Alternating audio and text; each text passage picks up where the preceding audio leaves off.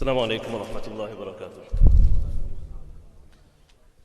Everybody is aware of what's happened over the yesterday. You might not be aware of what's happened tonight. So I'm just going to fill you in and give you the details, inshallah. Over the last so many years, you've been seeing in Ramadan, there's been regular attacks at Masjid al-Aqsa.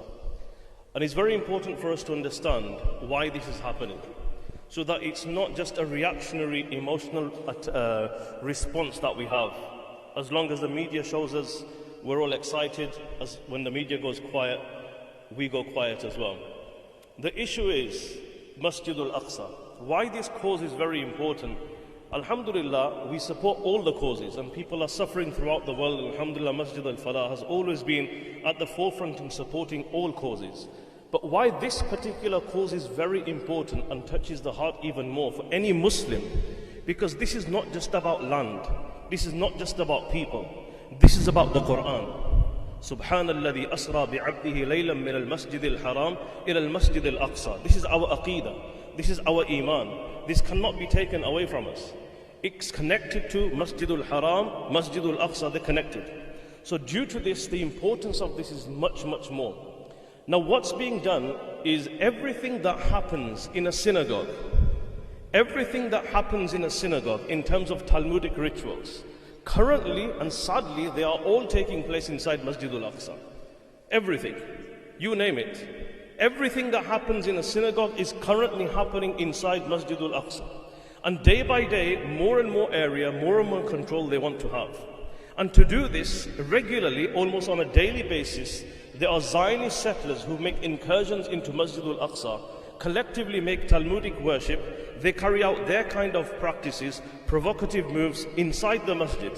And this is happening almost every single day. If there is one ritual which hasn't been carried out inside Masjid al-Aqsa, it's the sacrifice of the animal. That happens at Passover, and Passover is now this week. The thing with their festivals is it's not one day, it lasts for a whole week. So starting from today all the way till next week is when they will be celebrating Passover. Over the previous years, there's been many attempts to take in the animal sacrifice inside Aqsa and to spill the blood inside Al-Aqsa, but they've not succeeded yet. This year, the Zionist occupation have announced almost more than £5,000 reward for anyone who is able to smuggle a lamb into Masjid al-Aqsa and then sacrifice it inside. And this is why all the attacks took place. So since the 1st of Ramadan, anyone that wants to make i'tikaf in Masjid al-Aqsa, they've been beaten, they've been attacked, they've been banned from Masjid al-Aqsa. Many women, they were sleeping in their homes. During the first week of Ramadan, if they thought they were a potential threat, they went into the houses, they woke them up, they raided the houses, they arrested them, and they told them, you can't go to Masjid al-Aqsa for 1 week, for 2 months, for 3 months. You can't go 150 meters from Masjid al-Aqsa. And they've been doing this from the beginning of Ramadan. Although the news hasn't showed you this is already happening regularly every single day. The brutal attacks that you're seeing now, this is not an isolated incident. Yes, it's happening in one go, and it's very, very bad. But individually, this is happening almost every day in Palestine. If not there, it's happening somewhere else. So the reason we need to be concerned is this concerned Masjid al-Aqsa. So in order for these rituals to take place and the Zionist incursion to take place, they are emptying the masjid at night time to make sure that they are able to facilitate this Zionist incursion. So this morning there were 165 Zionist settlers that went into Masjid al-Aqsa. During that period, Palestinians were banned. They were restricted from coming to Salatul Fajr, Salatul Dhuhr, and throughout the day as well. So tonight, what happened was after Salatul Isha, whilst Taraweeh was going on, the Zionist occupation, the IDF forces came into Masjid al-Aqsa, and they were waiting even before Salatul Witr. They had stood on the positions outside the musalla, outside the doors of the masjid, and waiting. As soon as Salatul Witr finished, they started attacking the people. And today's attack was more brutal than yesterday. If you thought yesterday was brutal, today's attack was even more brutal. And they didn't differentiate between the men, the women, the children, and they ensured to empty the whole masjid out. Why? Again, why? This is important. Why?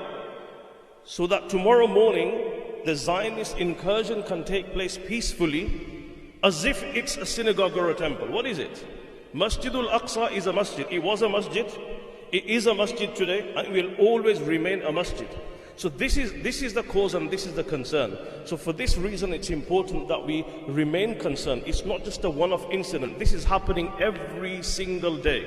So this is why inshallah we will have qunut now in witr as well, but individually as well, carry on making dua. Every Sunday morning, alhamdulillah, we have a program so that we can revive the concern of Masjid al-Aqsa and whatever else you can do, inshallah. They're collecting as well for the Maqasid Hospital, which is the hospital where everyone that is attacked and injured during this period is being treated there. They are overwhelmed as well because yesterday there were many fractures, so many fractures to deal with in one go. It's not possible. So they're overwhelmed, so they need the support. So please continue supporting the Maqasid Hospital, support the other programs and events that take place here as well. Jazakumullahu khairan.